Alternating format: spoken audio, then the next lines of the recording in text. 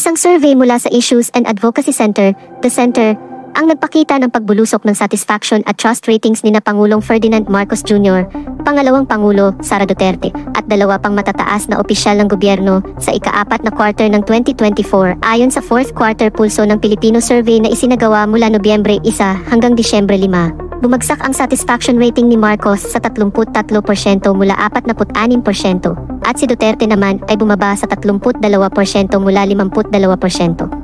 Noong ikalawang quarter, kasama sa pagbaba ang ratings ni na Senate President Francis Escudero at House Speaker Martin Romualdez na bumaba sa 37% at 20% mula sa kanilang dating 53% at 42% ayon sa The Center.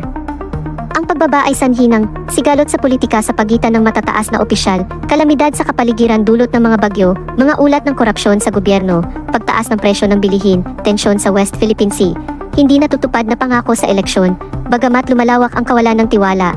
Sinabi ng The Center na hindi pa ito umaabot sa kritikal na antas. Ang survey ay isinagawa sa 1,200 rehistradong botante gamit ang multi-stage area probability sampling method. May margin of error itong 3% at confidence level na higit sa 70%. Ang resulta ay nagpapakita ng lumalaking discontent ng publiko at maaaring senyales para sa pamahalaan na agarang tugunan ang mga isyu ng bansa.